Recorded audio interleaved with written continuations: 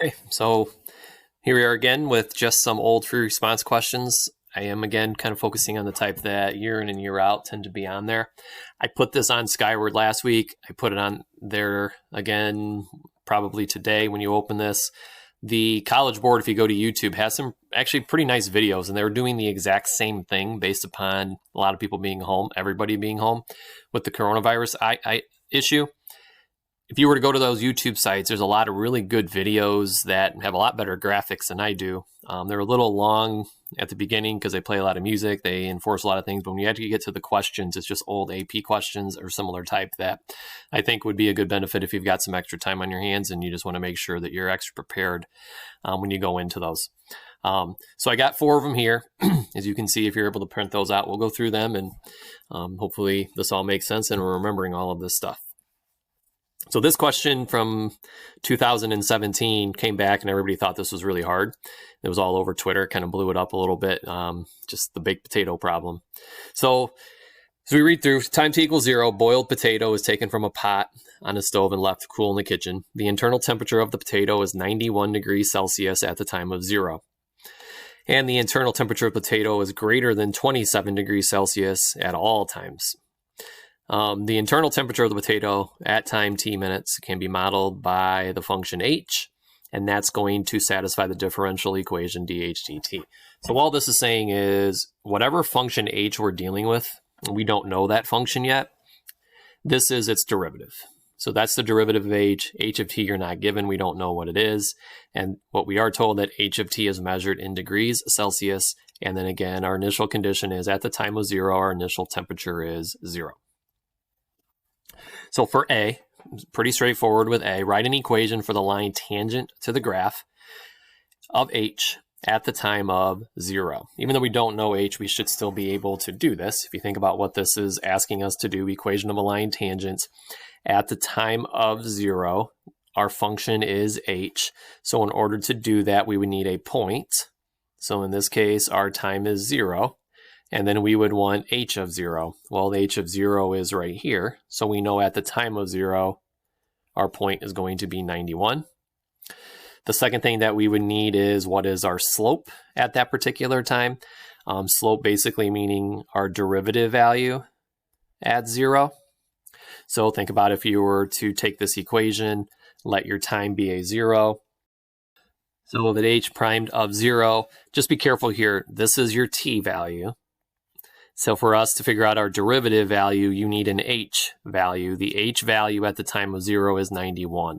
So what we would need to be doing is taking a 91 and plugging that in for your h. Let me make this a little bigger so I have some room to write. So this would be a negative 1/4. Plug in the h value as a 91 minus 27.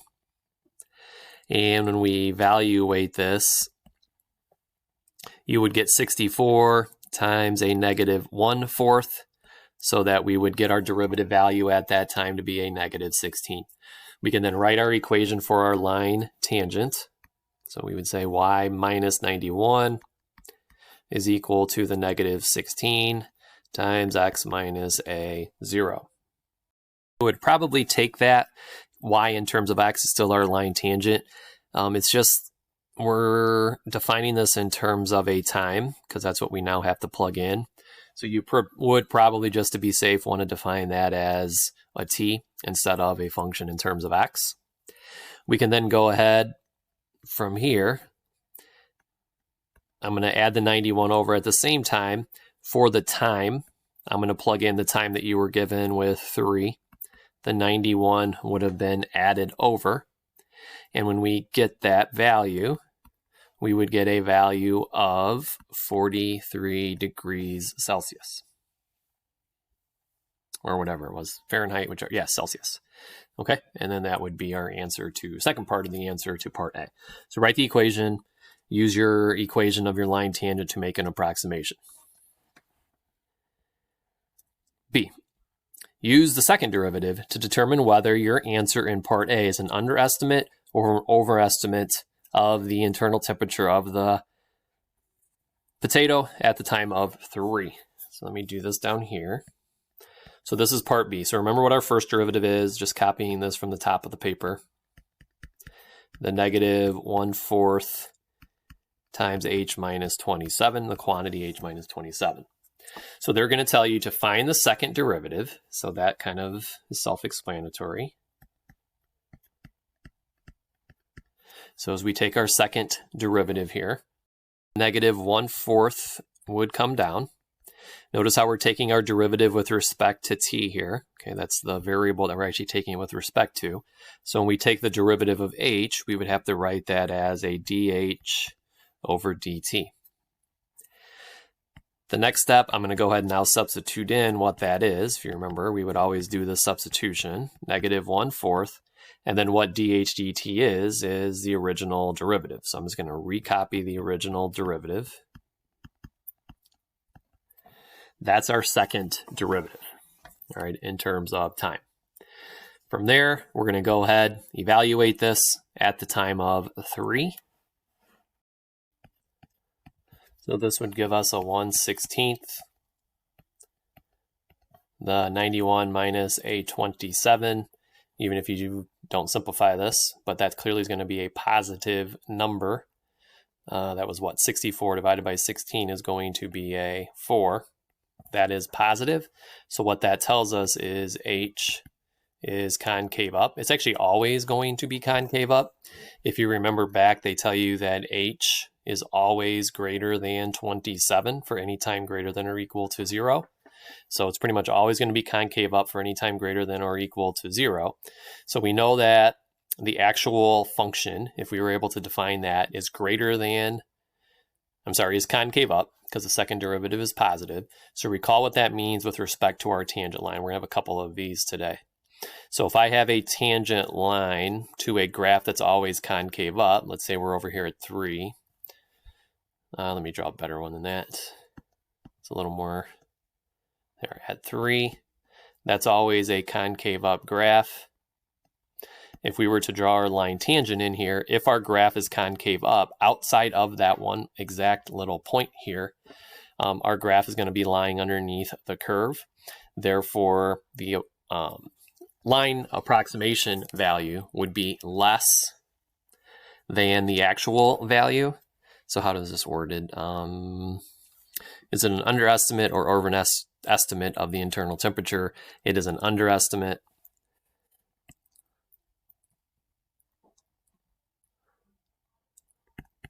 Because our function h is always going to be concave up. That's really all you would have to explain. You don't have to get too much into it more than that. Just say the function h is concave up, therefore our line tangent will underestimate the value of that curve. The big one that caused a lot of issues was C. It says for the time less than 10, an alternate model for the internal temperature of the potato at t minutes is the function g, and then that satisfies this differential equation. So again, they don't know what g is yet, but they're giving you its derivative. G of t is also measured in degrees Celsius, and then g of 0 equals 91. Find an expression for g of t, so understand what you're given. You're given the derivative. They want you to find the original function. And then based on this model, what is the internal temperature of the potato at 3? So now we'll be able to find out the exact temperature based upon this new model. Okay, so C, get rid of all that. So here's our differential equation. dg dt is equal to a negative and then g minus 27 to the 2/3. We want to find the original function. So what we have to do is we have to do the antiderivative of this, but recall how there's different variables on both sides, and we don't want that. We want all the g's on one side, and we want all the t's on the other. So this is one of our differential equations. This is going to be the last review that I post for everybody, where we're gonna, separate the variables, go through all those. So that's the first step. Then this here, we would need to divide over. So I'm going to divide the quantity g minus 27 to the 2/3 over to the other side. So what that would then look like initially is this. We still have the negative here, and then your dt. So the separating of variables is important. That's like one point in and of itself. Once we've got that, then we're going to want to find the antiderivative of each of these. you may want to rewrite this real quick as g minus 27 to a negative 2/3 before you do your antiderivative. It's up to you. It's safer that way, I feel. So we'll do our power rule. This is technically u substitution, as we've mentioned, but since this just has a coefficient of 1, there's really no need to do that. So just treat this as a regular old g, and then do our power rule. So we got g minus 27. We're going to add 1 to the power, so that gives us a power of 1/3. We would then divide by 1/3, the same as multiplying by 3. On the other side, we're going to do that antiderivative. That would just give us a negative, since we're dealing with this is basically a -1. And since we're dealing with the variable t, this would become a negative t, and then plus your constant. From here, it's up to you. Like I said in our last one, most of you at this point in time figure out what your c is. If we come back up here, or here I should say, g of 0 is 91. So that's the initial condition that we're going to be using.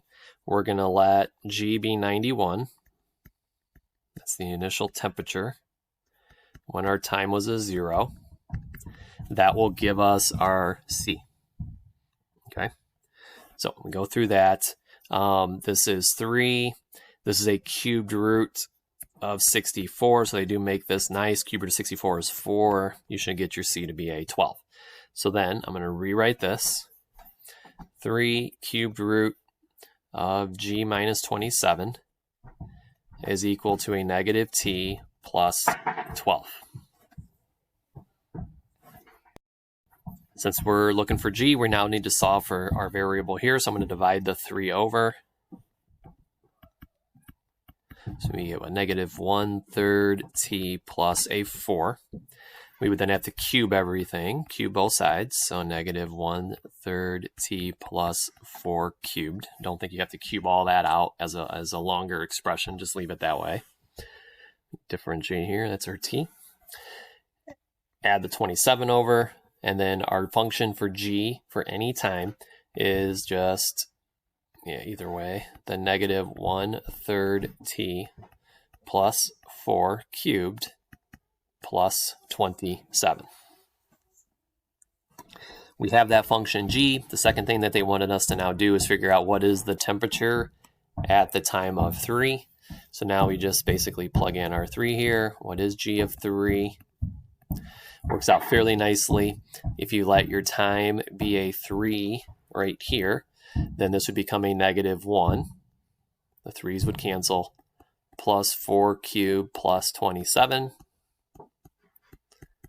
So we get what? 27 plus 27, and we should get 54 degrees Celsius. All right. We will deal with another differential equation here. 6, consider the logistic differential equation. So they're telling you this is a logistic model. They then give you the differential equation. They tell you that y equals f of t. So this is the derivative of y. Y is your original function. That's our solution to the differential equation. That just basically means if we do the antiderivative, the function is the solution. So we separate the variables like we just did, solve for y. And our one point that we know is going to be on this function is 0, 8. So part A says the slope field for this differential equation is given below. Sketch the possible solution curves through the points 3, 2, and 0, 8. So here's 3, 2. 0, 8's up here. We're going to sketch the solution curves that would go through those. So what we basically want to just make sure of when we talked about doing these is we don't want to cross angles here. So if you kind of look at the general idea, notice how this whole row where this point is at, they all pretty much have the same slope. So this, even though it lies in between these two, should have the same slope as the two lines behind it. To me, it probably skips this row below it, and I'd probably feed it into here. Then it looks like it levels off towards the x-axis. And then it is probably coming up to here. And then we know logistically it should be leveling off. Our carrying capacity, if you were to ask that question, would appear to be a 6. So this starts out growing exponentially. That's what is actually talk about what we're going through right now with the coronavirus, exactly what these models look like. Starts growing exponentially, and then slowly but surely that curve starts to flatten out as we approach our carrying capacity. From up here, we would probably do something like this, but then we level off towards our carrying capacity from above. That's pretty much it. Kind of connecting the dots a little bit. All right, B, Euler's method. So this is the next review that I'm giving you. So we'll see if we remember this or not. I'm probably going to post that review. Hopefully I post it yesterday for you guys, Monday night. If not, I'll definitely get it up by tonight or tomorrow so that you then have all those reviews you can look at for your prep. So B, use Euler's method at a time of 0 with two step size of equal size to approximate f of 1. This is actually kind of the opposite of the way that they usually ask. We would always have to figure out our step sizes. But if you understand this is the starting time and we want to figure out our value at 1, we're going to be going from 0 to 1 with equal step sizes. So our step size, our change in time, is going to have to be 0.5. All right, so keep that in mind. I just dropped this down here. Sorry, I just paused you and did this, but we're going to go by 0.5s. Here's your derivative. Here's what we know. At the time of 0, f of 0 is going to equal 8. We're going from 0 to 1. Two step size of equal size. So that's why we're going to go by that 0.05.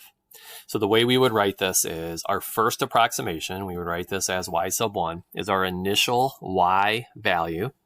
So that's why you needed to know what that initial value is. In this case, it's your 8, plus your derivative value. So the derivative value is here, but we need to evaluate that at the point that you were given. So for this, we would do 8 over 8 times 6 minus 8. And then we would still multiply that by our step size, which is a 0.5. If you're not sure Euler's method, that's going to be review number 8 that you'll be getting soon. So we have 8 plus, this is really just 1 times a negative 2. So this is a negative 2. Multiply that by your 0.5. So we would want half of that. Oops, this is still y sub 1. And we should get, 7. When we did these, I would then tell you that we want to keep track of our point. So now the point that we have is 0.5 because we again started at 0. Our step size is 0.5. And when we were at 0.5, our first approximation would have been 7. That's the point we now use to figure out the next value, which should be our answer. So the second one, because we only need 2 of these, we now use our new y value of 7 plus our derivative at our new point. So think about what your derivative was. It's the original setup here. Y divided by 8. So you would do 7 divided by 8.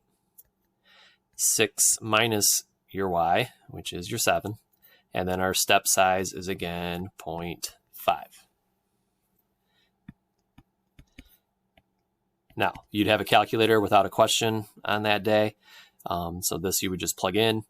You would get negative 7/8 here. And then let's write this as a fraction, 1/2. So this is 7 plus a negative 7/16. Let me plug that in for you real quick. And that should give you then 105 over 16. Don't leave your answer like this. This is not wrong, but we just want to say we understand what the question is asking. We're told to approximate f of 1. So we would then want to ultimately say f of 1. This is one they're going to make you use that approximation symbol for. If you don't use the approximation symbol for Euler's method, for the Taylor series that we just got done doing, that's something that they'll take off a really cheap point for that we don't want to be losing, especially this year when there's fewer points in play.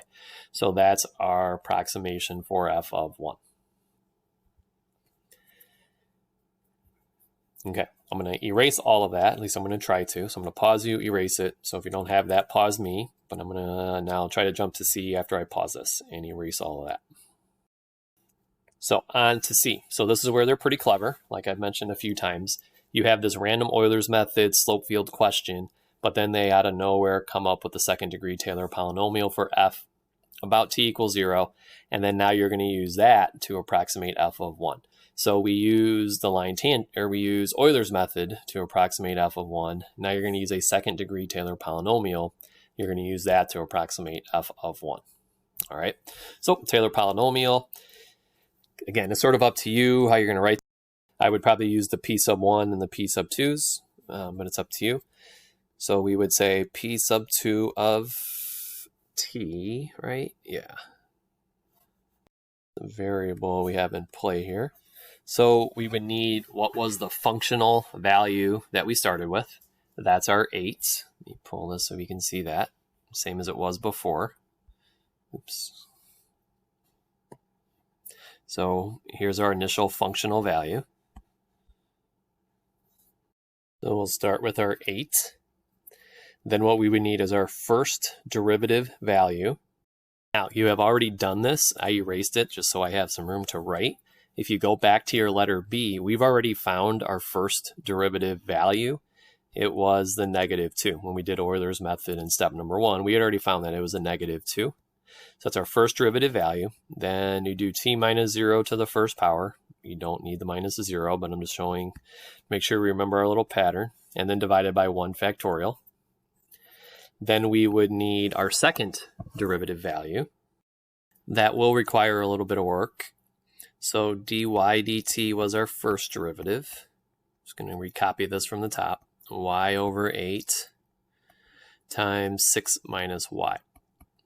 So to take our second derivative, definitely going to be a product rule here. So if this is, think of this as 1/8 y. So we would get 1/8 dy dt. Leave that second term alone. Then we add in the product rule. The y over 8 would stay the same. The derivative of 6 would be 0. The derivative of a negative y would just be, so times a negative dy over dt. Evaluate that. At the time that we are concerned about. T equals 0. And then I'll be smart with all of this here. 1/8 times, we already know this value at the time of 0. We just did it in the first step right here. We know that it's a -2. We had found that in Euler's method as well. We know what that evaluated to be. We're doing that when y is an 8. So this would give us another -2. Hopefully that looks like a -2 to you. There we go, maybe. Plus y over 8 is just 8 over 8, so that would be a 1. And then we would get a negative of our dy dt. dy dt was a -2 at the time of 0.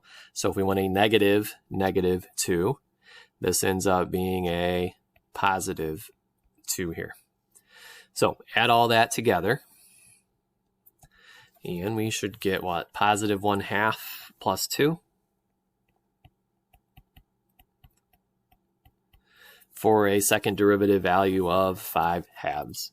So then Taylor polynomial, we have our second derivative value, t minus 0 to the second power over 2 factorial. That's our second degree Taylor polynomial. Now, just like what we've done before with these, we want to use that to approximate f of 1. So this is part of our answer. That's our second degree Taylor polynomial. Just like Euler's method, when we do the approximation value now you're going to say f of 1 would equal, and then now you just use that polynomial that we just had up here, let all of your t's be a 1, so 8 plus a -2 times a 1, plus this would be what, 5/4 times 1 squared. Have a calculator, add all that up. You should get that to be 29/4. And that's an approximation symbol here before I lose a cheat point. All right. D, final question. It says, what is the range for the function for the time greater than or equal to 0? think about what this is giving us. This is our slope field for any time that we want. Once we know a particular time, then we've got to think about what that graph would look like. So we've kind of already answered this question in a way. When we did at the time of 0, so any time greater than or equal to 0, you were told that this has a functional value of 8. So that happens to be the point that we have on this graph. All right, so it has to go through this point. They tell us that. And then think about how you drew your graph in part A. So in part A, you would have started at 8. So this is our initial time at the time of 0. And then as we went further and further and further right along our graph, we knew that as this came down here, we were going to level off towards 6. So in terms of that answer, we definitely hit 8. We know that. You were given that at the very, very top. That's the largest Y value that we're ever going to hit. So we're going to put brackets on that. That's our maximum Y value in this graph. And then our minimum Y value is we just get closer and closer and closer and closer to the value of 6. Now, remember, acts kind of as an horizontal asymptote. We should get closer and closer and closer and closer. We've never actually hit that. And that then requires us to do a parentheses there. Okay, the third question, did one of these the other day. This is the type that's always on there. I got to think in some way, shape, or form, they're going to test you on this, whether it's now a full-blown question or not. We'll see. But the whole idea, you're going to be given a rate, and then now what are we going to be able to do with that rate? So it says people enter a line for an escalator at a rate of, so they're telling you this is a rate. They give you a weird piecewise function, and then they tell you that R of t is measured in people per second. So understand that's our velocity.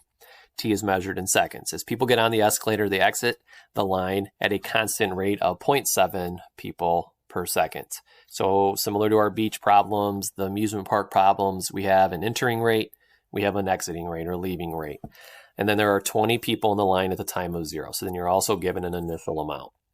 So part A, how many people enter the line for the escalator during the time interval of 0 to 300? So we only want to know how many people have entered. R of t is your entering rate. We're just doing it between 0 and 300. And so what we just need to do is integrate between 0 and 300 the rate of R of t multiplied by our change of time. R of t has people per hour as a rate. We're multiplying that by our change in time, which would be in hours, 0 to 300. This would have been calculator. Now I'm guessing they would just have you set it up. If you had a calculator, though, you'd throw that in there. And then that should give you 270 people. Very, very standard question. B, during the time interval of 0 to 300, there are always people in line for the escalators. How many people are in line at the time of 300? So similar to the ones that we have done, if we want to know how many people are in the line at 300, at the time of 300, we want to account for all 3 items that we were given. Don't have to start with the 20, but I think it makes the most sense to understand at the very beginning of our time, there are already 20 people in the line. Then what's happening is we're adding people to the line and people are leaving the line. So what we now want to do is figure out what that is. So there were a couple different ways we could write this. I think the most succinct, kind of simplest way is between 0 and 300. Let's find out how many people did we add to the 20, and at the same time, how many of those people left the line. So we would just want to integrate both of their rates. So we would want to go from 0 to 300, integrating R of t again. But at the same time, we would want to figure out how many people leave. So we would want to subtract the rate that people are leaving. That's this constant rate right here of 0.7 dt. That's our setup. You can throw that into the calculator. That would give you your answer. Some of you, when we did these, so let me prefer to do 20 plus and then go 0 to 300 R of t dt. And then we, since this is a constant, can just do 0.7 times 300. That would tell us if it's 0.7 people per hour, and there's 300 hours. If we multiply 0.7 times 300, that'll tell us how many people left the line. So either one of those is fine. You would throw that into the calculator. You should get, what do we get here? You should get 80. So there would be 80 people in the line. So let me just write that here. At the time of 300, we had 80 people in the line. I'm going to write that because it's going to play a role in what we do in part C. So C, for time t is greater than 300, what is the first time that there are no people in the line for your escalator? So we're looking for a time. Obviously, your time better be greater than 300.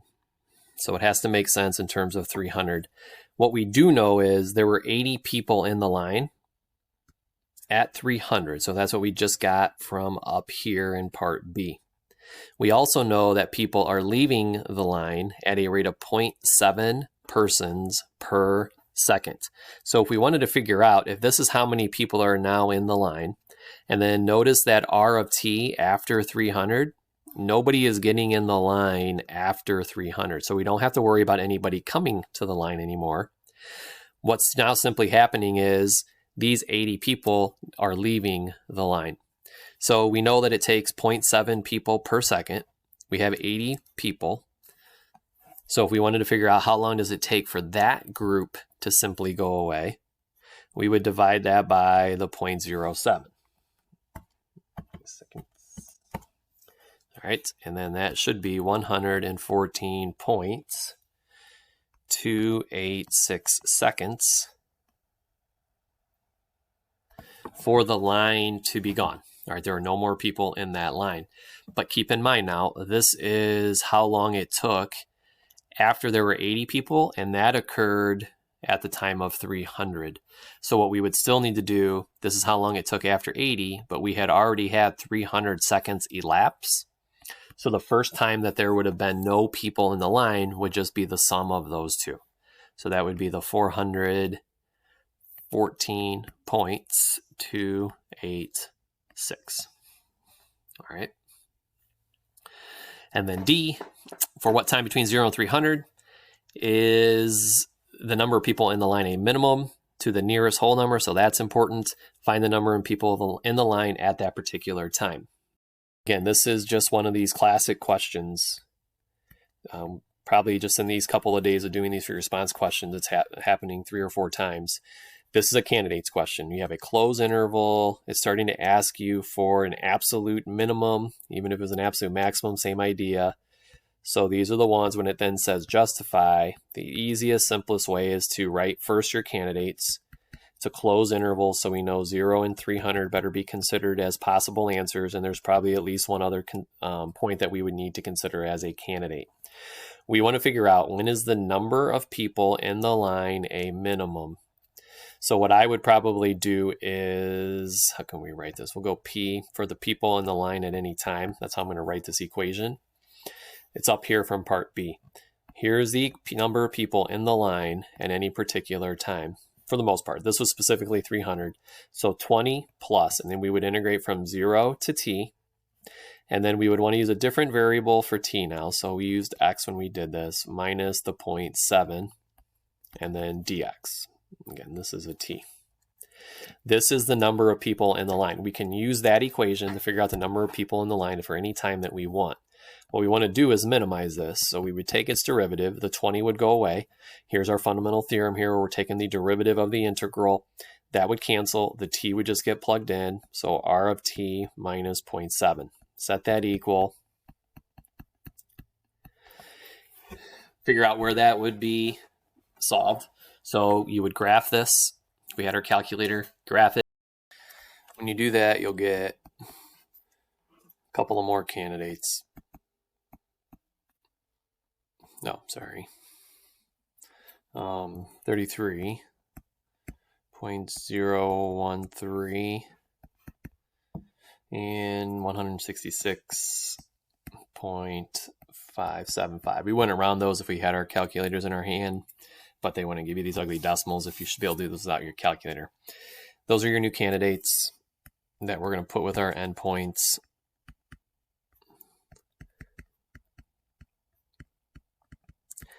Then we want to know how many people are at the time of 0. We know that was given. How many people are in line at 300? We figured that out in the earlier problem, part B. We know that's 80. We would then have to take this time, plug it into this equation here. This is our population or number of people at any time in line. When we take 33, plug it in, take 166 and plug that in. If you should be able to do this without a calculator, you would just get a much nicer one if you were to be presented with this problem. And then what we would find is at the time of 33, there were somehow 3.803 people in line. And then at the time of the 166, you get 158 people and some change here. Question was asking for the absolute minimum. Pretty clearly then, that is when we had the fewest people in line at the time of 33. All right, on to the next one. Another one of these that we've done now a couple days in a row with these graphs. If you read through here, it says the graph of the function g is shown above. So this is g. But then what they tell you is what g really is f prime. So that's our first sentence. The function g is a piecewise function between a -5 and 3. So if you look on that graph between a -5 and 3, there are a bunch of line segments. So it's a piecewise linear function in that interval. After 3, you have a parabola. And then that parabola is defined by this equation right here. So letter A is asking you if f of 1 equals 3, what is the value of f of -5? So what they're telling you is here at the value of 1, sorry, I almost went to 3. So at the value of 1, we have a functional value of 3. And then what they ultimately want to know is way over here at the beginning, what was our functional value? So the way we kind of work our way through this, we really want to think backwards. We're actually at our finishing value, and what we want to do is work our way backwards to what we started with. So the easiest way I think in terms of thinking about this in terms of an integral is understanding that we start at 3, and what we now want to be doing is subtracting the change that we would have accumulated from a -5 until the time of 1 when we integrated f prime. What that's going to look like in terms of your work, think about if at this value right here we have a value of 3, the area in this triangle is 1. So that means our value would have increased by 1 for us to get to 3. So that would allow us to determine that we would have had a functional value of 2 at the time of 0, since we would increase by 1 and end up at 3. If we come to this triangle here has a value of 1.5. But since it's underneath the x-axis, we would have lost 1.5. So think, what value would we have subtracted 1.5 from to end up with a 2? And what that would then tell you is that would have to be, what, 3.5. So that's our value at the -2. Then we have this big square here. It's a 3 by 3, so that's area is 9, but it's a -9. So if we know we have a functional value of 3.5 here, and we had decreased by 9 to get 3.5, that would tell us at the very beginning we had to have had a value of 12.5. All right. It is also acceptable. So let me draw a little line here.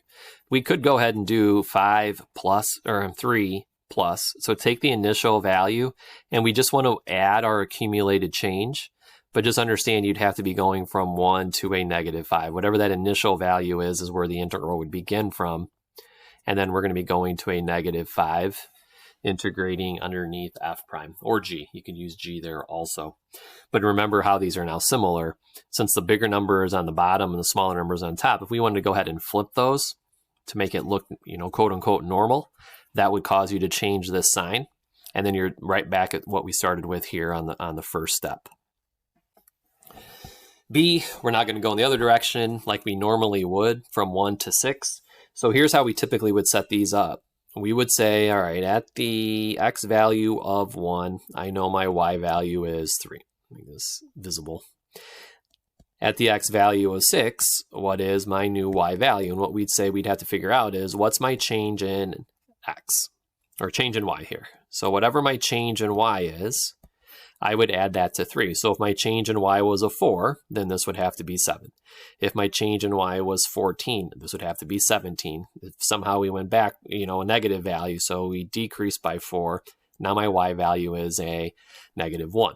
So we're going to take whatever the original value is from 1, add up the change in y until 6, and we're going to tack that onto 3. Ultimately, the same thing we did in part A, except they just had us go backwards. The way this one was unique, and I've been harping on this a lot if you've been watching these videos, they find new and interesting ways to make you think, so that you can't just memorize how you're going to do all these problems, and when you see it, you can kind of regurgitate what we've done in the past. So what they've now done in this one is they've given you 2 functions. They've given you a piecewise linear function, and then they also have given you a quadratic function. So we can't just do this in one integral, because from 1 to 3, you would be using the piecewise function. So we can do this with geometry from 1 to 3. So here's 1 to 3. That's pretty straightforward. This has an area of 4. But once we get past this, we don't have geometric shapes anymore because we have a curve. So then we're going to have to set up an integral with g of x, which is, well, hold on a second. G of x will give us the remaining interval from 3 to 6. So that is the function 2 times x minus 4 quantity squared, and then our dx. So the first one, 1 to 3, we can use our graph. I'm actually going to move you down a little bit here so I have some room to work. This was a non-calculator question. So the first one we've already done, from 1 to 3, integrating f prime. We can just find the area underneath that. From 1 to 3 is a square. We knew that was a 4. Then we've got to add that to the integral from 3 to 6. Integrating 2 times x minus 4 squared dx. So this is now our power rule. Again, technically use substitution in here, but since that x has a power of 1 and the coefficient is a 1, basically a derivative of 1, we can just do the normal power rule here. We don't have to do any use substitution. This would be 2 times x minus 4 cubed over 3, and then we want to evaluate it from 3 to 6. All right, I'm going to pull the 2/3 out. Take your 6 and plug it in. 6 minus 4 would be 2 cubed. Take your 3, plug it in, be a -1 cubed. From there, we have what? 2/3 times 8 minus a -1. That's a -1. So what? 9, 6 looks like. And then 4 plus 6 should equal 10. If you are still copying that, you may want to pause me here. I am going to pause you and then delete all of this so I have some room to show C and D. So that's going to happen right now. Okay, and I'm back. I just want to make sure we can see this graph and make sure it's clear now, because now we're not dealing with area. This is f prime, which it is, and you're looking for f values, which we were, or g, I guess. Then we've got to integrate. That's how and that's the area. C and D now, we aren't looking for areas, you're looking for, slopes, values of the graph themselves. So C says for -5 to 6 with an open interval, on what open intervals, if any, is the graph of your function. That's the graph of f, so keep that in mind. We're looking at f prime. It's asking where's the graph of f, both increasing and concave up. So here's going to be our justification. I'm just going to write those out right now. F prime better be positive. Always reference the graph that you're looking at. So don't say, f is increasing, concave up. Don't say because the second derivative of f is positive. We don't have the second derivative to work with. We always, in our justification or in our explanation, reason, have to reference the graph you were given. So this is fine. We have f prime to work with. We want f prime to be positive. To show f prime or concave up, our function is concave up. We don't want to allude to the second derivative. We still need to use that first derivative. So we would want to say that the slope of f prime is positive. Those would be our justifications for the interval that we're going to write down for our answer. So notice in both instances, I am referencing the graph we had been given by them. So f prime being positive means we had the graph we're looking at had to be above the x-axis. So anything below the x-axis or on the x-axis is not going to be an answer. And we also want the slope of f prime, which is the graph that we are looking at, to be positive. So the only interval where that's going to be the case is between 0 and 1.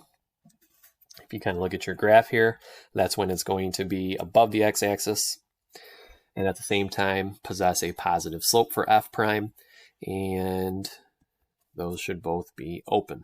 All right, just increasing, we can close them. Honestly, I don't think they don't typically take off for those, but the concavity is the one where we would want to leave them open. All right, D, find the x coordinate for each point of inflection for the graph of f. Give a reason for your answer. So let's just give the reason right away as we talk about it, and then we can use that reason to go up and figure out what our answer is. So a point of inflection, yeah, that's when the second derivative equals 0. But if you look, you're not looking at the second derivative value.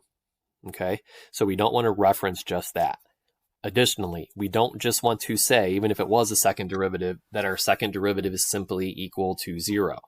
And that's going to be a perfect example here for what we're going to talk about, because that's not specific enough. So what really needs to happen for a point of inflection is the slope of f prime not just equaling 0. We did this review a while ago. We've done a bunch of these throughout the year. It better change signs. If it doesn't change signs, it doesn't matter that the slope of f prime equals 0. That doesn't necessarily mean, that means you don't have a point of inflection if there's no sign change to accompany it. The reason that is important, think about what a point of inflection is and how most of us are probably thinking of this right now. If we are looking at f prime, and yeah, this is what we typically want to think of, where does our second derivative equal 0? Notice how our second derivative equals 0 right here. That's the slope of f prime being a 0. Here is also where the slope of f prime is equal to 0. Those aren't point of inflections though. All right, we have to have that accompanied by a sign change. So the only place where the slope of f prime would change from a positive slope to a negative slope of f prime, or from a negative slope of f prime to a positive slope of f prime, is at 4. We also have a slope of 0 here. And it doesn't just have to be a slope of 0. We talked about this once. It could also just be the second derivative is undefined. The main thing is you have to have a sign change. So keep in mind what your critical points are. It's when slopes are slopes are 0 or slopes are undefined. The most important thing is that we change signs. So at the value of x equals 4, the slope of f prime is negative to the left. The slope of f prime is positive to the right. 4 is where the slope of f prime is changing signs. So we would just say add x equals 4. I would not leave this here. This is our line of thinking. But our thought process or our explanation has to be this. The slope of f prime changes signs. Okay? All right, with that, I'll leave you be. Again, there's more videos posted online through YouTube. If you wanted to see some more examples of these, the more you see, hopefully the easier it is for you to start thinking kind of how they like to think. That's about it. Have a good night.